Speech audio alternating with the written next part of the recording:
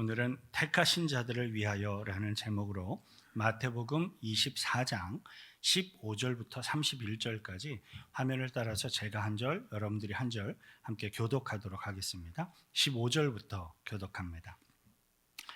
그러므로 너희가 선지자 다니엘이 말한 바 멸망에 가증한 것이 거룩한 곳에 선 것을 보거든 읽는 자는 깨달을진저.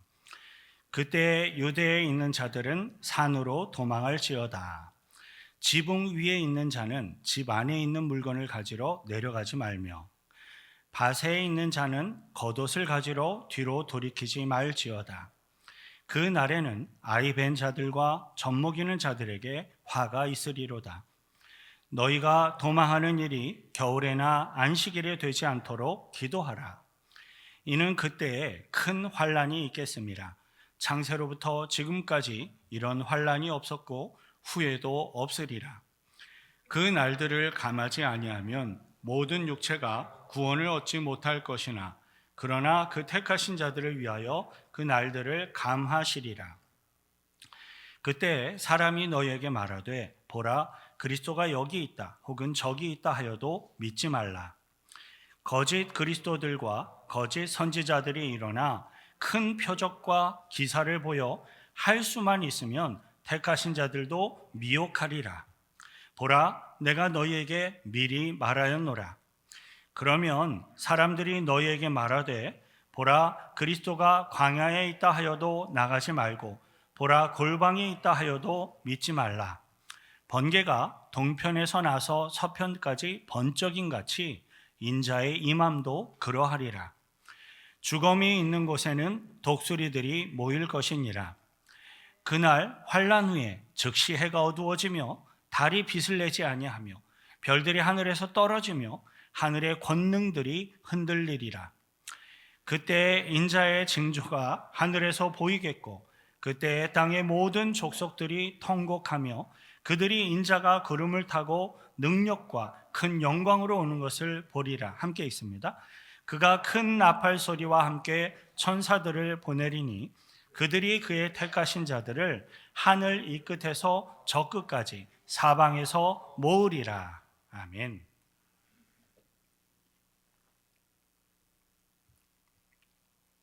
예수님께서는 지난번 마태복음 설교 그 본문에 이어서 오늘의 성경 본문 가운데 보다 더 자세한 마지막 날, 마지막 심판 날에 대한 예언과 권면의 말씀을 해주셨습니다.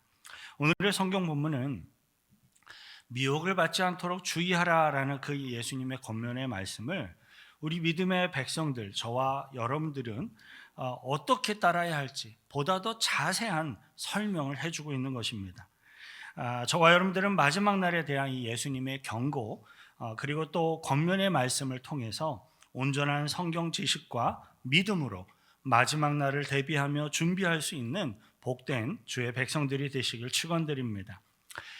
가장 먼저 저와 여러분들은 마지막 심판의 때, 즉 종말에 대해서 성경이 설명하고 있는 매우 독특한 어떤 신학적인 구조, 개념, 방식을 이해할 필요가 있습니다. 성경에 기록된 마지막 날에 대한 예언의 독특한 구조와 방식을 가리키며 설명하는 말이 여러 가지가 있는데요. 가령 예언의 이중적 구조, 예언의 복합성 또는 예언의 이중적인 성취 등 다양한 표현 방식이 사용되고 있습니다. 그러한 종말 예언의 특성을 가리키는 표현들 중에서 우리 성도님들이 가장 쉽게 다가가고 이해할 수 있는 것으로는 이미 그러나 아직 already but not yet 이라는 이 말이 제일 수월하리라 생각이 됩니다.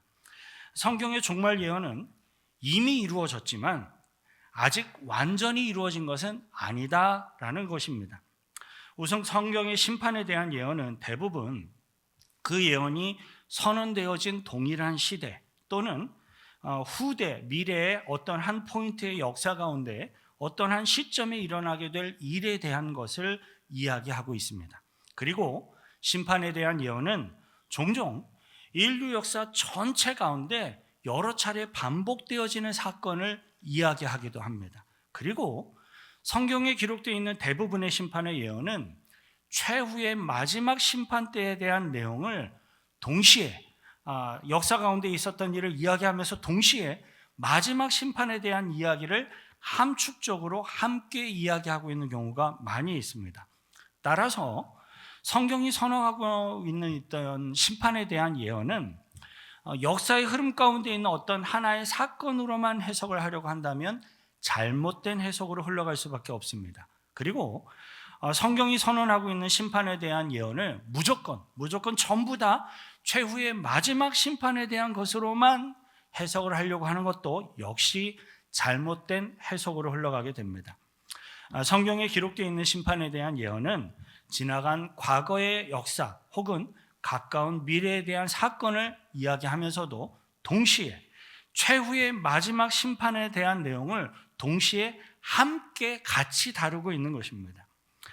오늘 본문 가운데 예수님이 선언하고 계시는 예언의 내용도 역시 이스라엘의 역사 가운데 있었던 심판과 부분적인 징계에 대한 내용과 최후의 마지막 심판에 대한 내용을 동시에 함께 이야기하고 있습니다. 자, 그렇다면 성경의 심판에 대한 예언은 과거의 일과 가까운 어떤 미래의 일, 또 최후의 마지막 심판에 대한 일을 동시에 한 번에 다 이야기하고 있는 것인데 도대체 이것이 어떻게 가능합니까? 혹시 우리들 중에 그러한 목사님의 설명은 너무 신비주의적이고 지나치게 비이성적인 해석 방법이 아닙니까? 라고 속으로 생각하시는 분들이 계실지도 모르겠습니다. 하지만 여러분, 방금 제가 성경이 기록하고 있는 심판에 대한 예언에 대해서 이렇게 설명을 드린 이 내용은 지극히 합리적이고 지극히 이성적인 내용입니다. 왜냐하면 우리 하나님께서는 과거에도 계셨고 지금도 계시고 미래에도 항상 동일한 모습으로 존재하시는, 우리들의 이 시간을 초월해서 존재하시는 분이시기 때문입니다. 시간과 공간을 초월해서 존재하시는 영원한 하나님이 시간과 공간을 초월하여서 예언을 하고 시간과 공간을 초월하여서 그 예언을 성취하시는 것은 어찌 보면 너무나도 당연한 것이죠. 다만 시간과 공간의 그 한계 아래에 제한되어 있는 우리 인간들이 볼 때에는 도무지 이성적으로 설명을 할 수가 없는 오묘한 것으로 느껴지는 것일 뿐입니다. 성경이 기록하고 있는 이 심판에 대한 예언은 오묘하고 영원하신 하나님이 그 하나님의 능력 가운데 예언하신 것이기 때문에 우리 인간들에게는 신비롭게 느껴지고 굉장히 오묘하게 느껴지는 것이 어찌 보면 당연합니다. 하지만 여러분, 내가 다 이해할 수가 없고 또 내가 다 설명할 수 없다고 해서 진정한 진리가 어느 날 갑자기 거짓으로 바뀔 수는 없는 것입니다. 성경의 모든 예언은 분명히 신비롭고 오묘한 요소가 많습니다. 하지만 우리 믿음의 백성들이 반드시 듣고 깨달아야 할 부분은 아주 분명하게 명료하게 알 수 있도록 말씀해 주셨습니다. 이제 저와 여러분들은 예수님이 분명하게 알 수 있도록 예언해 주신 말씀의 내용만을 살펴보려고 합니다. 본문 15절 다시 함께 읽겠습니다. 그러므로 너희가 선지자 다니엘이 말한 바 멸망에 가증한 것이 거룩한 곳에 선 것을 보거든 읽는 자는 깨달을진저. 방금 함께 읽은 본문 15절은 구약성경 다니엘서에 기록된 그 예언을 예수님이 인용을 해서 말씀을 하신 것으로서 사실 굉장히 해석하기 어려운 대표적인 성경 구절 중에 하나입니다. 실제로 이 말씀을 지나치게 우리들의 역사에 현실에 적용을 하면서 마지막 심판의 때를 무분별하게 이렇게 예측하고 예언하려고 하는 많은 사람들이 이단에 치우치며 빠지기도 하였습니다. 하나님의 심판에 대해 예언하고 있는 이 다니엘서 9장 27절을 함께 읽겠습니다. 그가 장차 많은 사람들과 더불어 한 이레 동안의 언약을 굳게 맺고 그가 이레의 절반의 제사와 예물을 금지할 것이며 또 포악하여 가증한 것이 날개를 의지하여 설 것이며 또 이미 정한 종말까지 진노가 황폐하게 하는 자에게 쏟아지리라 하였느니라 하니라. 다니엘서에 기록된 이 마지막 심판에 대한 예언은 하나님의 마지막 심판에 대한 예언이면서 동시에 범죄하고 있었던 이스라엘 백성들에 대한 부분적인 징계와 심판을 예언하는 것이기도 하였습니다.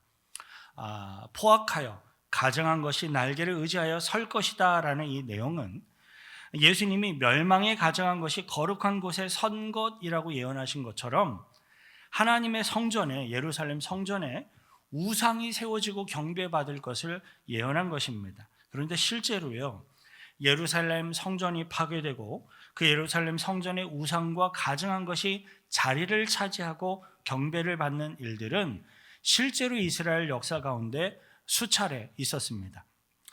BC 167년에 시리아 왕국의 셀루쿠스 왕조 제8대 왕인 안티오쿠스 4세 에피파네스라는 인물, 이 왕은 예루살렘을 이렇게 쳐들어와서 예루살렘의 번제단을 다 없애버리고 그 자리에 제우스 우상을 세워놓고 거기에 제단을 쌓고 제사를 드리며 우상을 섬겼습니다.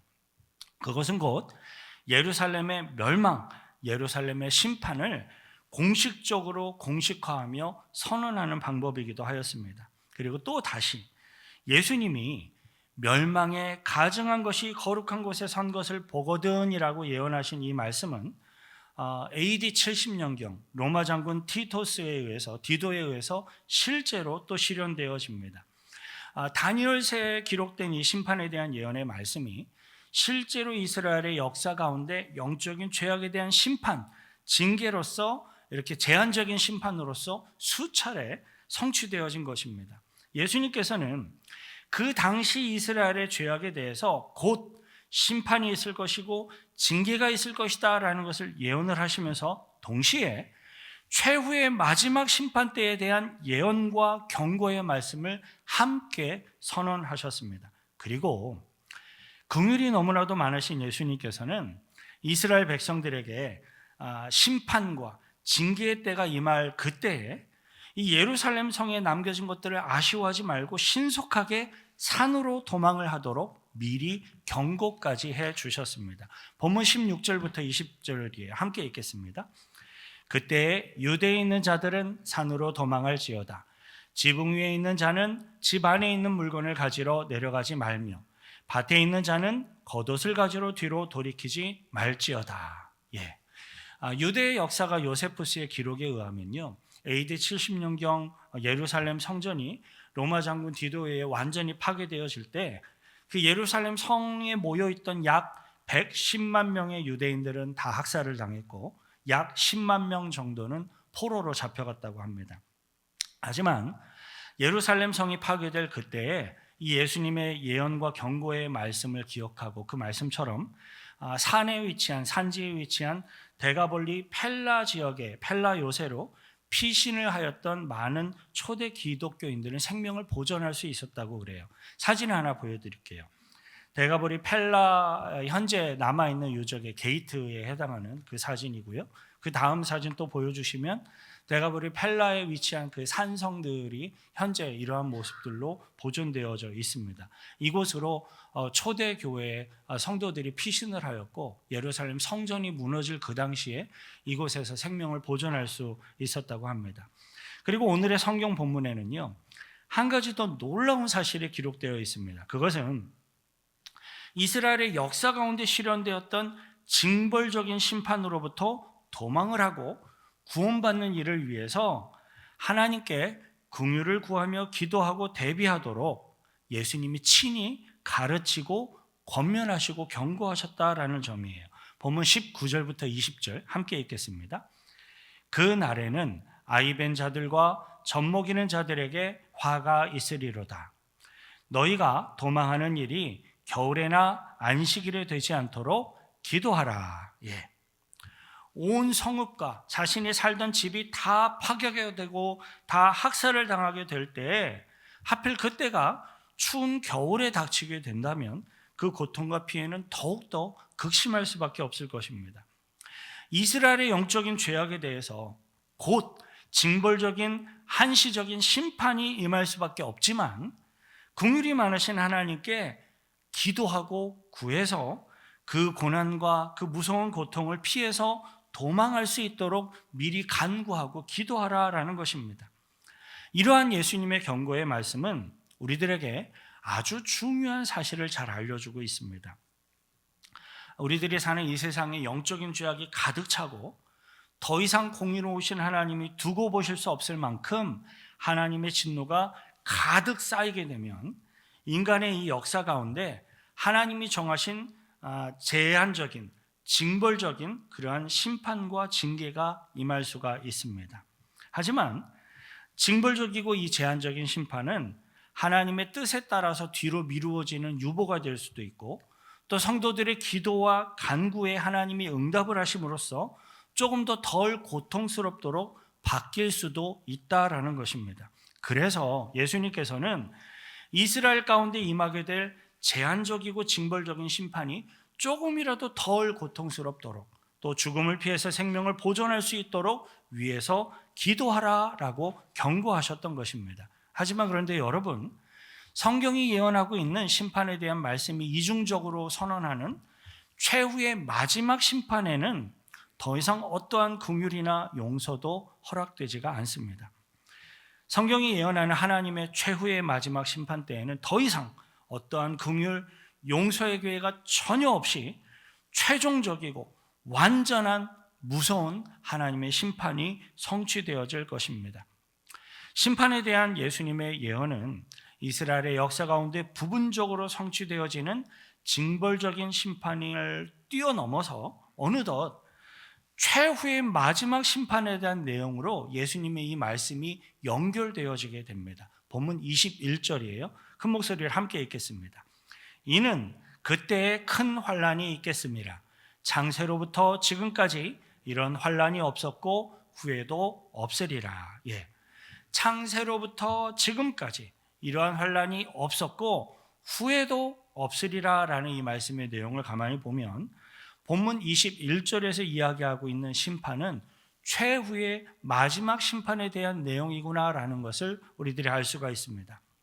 전 우주적으로 임하게 되는 최후의 마지막 심판이 다가오는 그 끝부분에는 지구 전체적으로 무서운 큰 환난과 재난이 임하게 될 것입니다. 하지만 성도 여러분, 그 최후의 마지막 심판 때가 점점 다가올수록 임하게 되는 큰 환난과 재난에 대해서 너무나도 과도하게 무서워하거나 두려워하지는 마시길 바랍니다. 왜냐하면 앞서서 이스라엘의 역사적인 심판 때에 기도하는 성도들을 보호하시고 인도하셨던 것처럼 우리 하나님께서는 그의 구원받은 택하신 자들을 결코 잊지 않으시기 때문에 그래요. 본문 22절 같이 함께 읽습니다.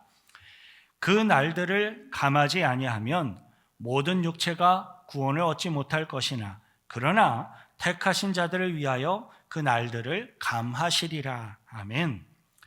최후의 마지막 심판이 임하게 될 때에는 분명히 전 지구적으로 큰 환난과 재난이 임하게 될 것이지만 그 환난과 재난은 결코 그의 구원받은 택하신 백성들을 벌하기 위한 것이 아닙니다.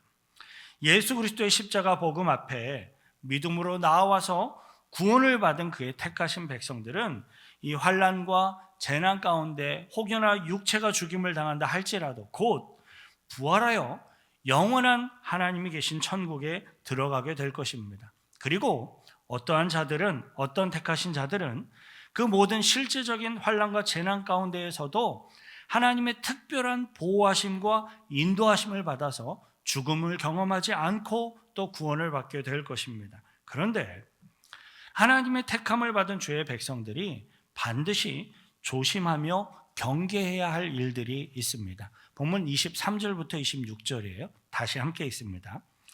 그때 사람이 너희에게 말하되 보라 그리스도가 여기 있다 혹은 저기 있다 하여도 믿지 말라. 거짓 그리스도들과 거짓 선지자들이 일어나 큰 표적과 기사를 보여 할 수만 있으면 택하신 자들도 미혹하리라. 보라 내가 너희에게 미리 말하였노라. 그러면 사람들이 너희에게 말하되 보라 그리스도가 광야에 있다 하여도 나가지 말고 보라 골방에 있다 하여도 믿지 말라. 최후의 마지막 심판날이 점점점 다가오고 전 지구적인 환난과 재난이 임하게 되는 그때에는 거짓 그리스도, 거짓 선지자들이 큰 어떤 권세와 능력을 행하며 성도들을 이렇게 미혹해서 믿음의 백성들의 믿음을 무너뜨리려고 시도할 것입니다. 할 수만 있으면 택하신 자들도 미혹하리라라는 이 주님의 경고의 말씀처럼 그때에는 악한 마귀 사단이 굉장히 큰 권세와 능력을 행하며 성도들을 미혹하고 시험하여서 믿음을 공격하게 될 것입니다. 저는 이 대목에서 악한 마귀 사단이 큰 어떤 권능을 행하면서 성도들을 미혹하리라라는 이 주님의 말씀을 곰곰이 한번 개인적으로 묵상을 해보았습니다. 그 묵상의 주요 내용은 오늘날 우리들이 살아가고 있는 이 시대에 큰 표적과 기사라는 말에 합당한 어떤 큰 권능을 행사할 수 있는 것은 과연 무엇일까라는 것이었습니다. 악한 사단이 성도들을 미혹하고 성도들을 시험해서 믿음을 무너뜨리려는 시도를 할 수 있을 만큼 큰 권능이 있는 것은 과연 무엇이고 우리 성도들은 무엇을 경계해야 하는 것일까요? 그러한 영적인 묵상에 대한 결과로서 저에게는요 아주 빠르고 명확하게 단번에 떠오르는 것이 유일하게 딱 하나가 있었습니다. 그것은 결국 돈이었습니다.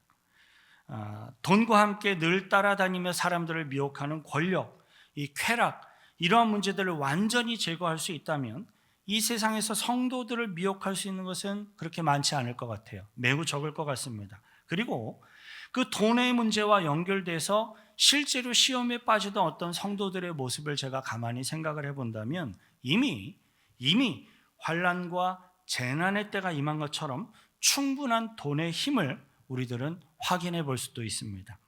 지난번 마태복음 설교에서 우리들이 함께 살펴보았던 예수님의 말씀 중에 마지막 환난의 때에 불법이 성함으로 많은 사람의 사랑이 식어지리라라는 경고의 말씀이 있었습니다. 이것도 역시 가만히 생각을 해보면 결국에는 돈과 연결된 경고의 말씀으로 해석을 해볼 수가 있습니다. 성도들 간에 사랑을 식어지게 할 수 있는 불법을 가만히 생각을 해보면 결국에는 돈과 연결된 문제일 수밖에 없어요. 성도 여러분, 누구든지 성도들 중에 어떤 성도들과 연결이 되어서 돈의 문제로 서운함을 받거나 또 돈의 문제로 서운함을 주었거나 지금도 서운함을 서로 주고받고 있다면 그것은 악한 사단 마귀가 큰 권능을 행하고 있는 것입니다. 성도들 간에 돈의 문제로 시험을 당하고 사랑이 식어지고 있다면, 지금 그것을 경험하고 있다면 그 단계에서는요 이미 누가 잘했고 누가 잘못했는지 이런 게 더 이상 아무런 의미가 없어져 버립니다. 왜냐하면 돈의 문제로 성도들 간의 사랑이 식어지고 있는 영적인 상태에서는 모두가 다 누가 잘했건 못했건 상관없이 모두가 다 이미 심각한 영적인 피해자이고 영적인 실패자로 들어가고 있기 때문에 그래요. 돈의 힘으로 행하는 사단 마귀의 큰 권능을 그냥 방치해 둔다면 결국 거룩한 교회 공동체 안에 풍성하게 있어야 할 성도들 간의 그리스도 안의 이 사랑은 식어질 수밖에 없을 것입니다. 그러한 관점에서 생각을 해본다면 최후의 마지막 심판 때가 다가올수록 성도들을 미혹하려고 하는 사단의 공격, 정말 무서운 이 파워, 그것은 이미 시작되었고 그것도 아주 강력하게 진행 중인 것입니다. 성경에서 예언하고 있는 종말을 이미 그러나 아직 already but not yet 이라고 이야기하는 것처럼 이미 종말은 시작되었고 사단의 미혹은 진행되고 있다라는 것을 우리들은 기억해야 하겠습니다. 이렇게 생각을 해보면 아무리 돈을 많이 벌어도 성도들 간의 사랑이 식어지고 있고 하나님의 그 은혜와 감사로부터 내가 점점점 심령이 멀어지고 있다면 그것은 참으로 불쌍한 것이고 진정 두려운 것입니다. 왜냐하면 그것은 정확히 사단의 큰 권능으로 미혹당하고 있는 것이기 때문에 그래요. 하지만 여러분, 그러나 아직 우리 믿음의 백성들에게는 구원과 회복과 용서와 회개의 기회가 남아 있습니다. 왜냐하면 이미 종말이 시작되기는 시작했지만 그러나 아직 최후의 심판 때가 아직은 이르지 않았기 때문에 지금은 아직은 기회가 있습니다. 우리들 스스로도 잘 못 느끼고 있는 동안에 이미 최후의 심판, 마지막 심판을 향한 종말은 시작되었습니다. 하지만 결정적인 최후의 마지막 심판 날은 결코 그러한 방식으로 조용하게 은밀하게 임하지 않아요. 어떤 분들은요, 이 지구가 둥그렇게 생겼으니까 이 지구의 반대편에서 재림하시는 예수님을 성도들이 맞이하고 있는 동안에 지구 반대편에 있는 자신은 아무것도 모른 채 지구 반대편에서 그대로 남겨질까 봐 염려하시는 분들의 이야기를 제가 들어본 적이 있습니다. 하지만 여러분, 전혀 염려하실 필요가 없습니다. 하나님의 마지막 심판은요, 전 지구적으로 가장 큰 권능과 영광으로 임하는 것이기 때문에 모를 수가 없어요. 본문 27절부터 30절 함께 읽겠습니다. 번개가 동편에서 나서 서편까지 번쩍임 같이 인자의 임함도 그러하리라. 죽음이 있는 곳에는 독수리들이 모일 것이니라. 그날 환난 후에 즉시 해가 어두워지며 달이 빛을 내지 아니하며 별들이 하늘에서 떨어지며 하늘의 권능들이 흔들리리라. 그때 인자의 징조가 하늘에서 보이겠고 그때 땅의 모든 족속들이 통곡하며 그들이 인자가 구름을 타고 능력과 큰 영광으로 오는 것을 보리라. 아멘.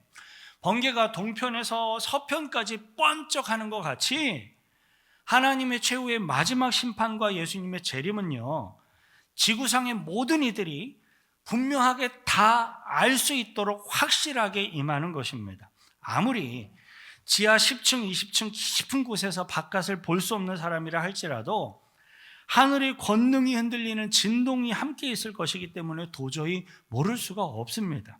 자, 그렇다면 바로 그때 하나님이 재림하시는 이 마지막 심판의 때, 예수님이 재림하시는 그때는 우리 성도들은 무엇을 할 수 있을까요? 무엇을 해야 할까요? 그때는 아무것도 할 수 없습니다. 그리고 무언가 특별히 하실 필요도 없습니다.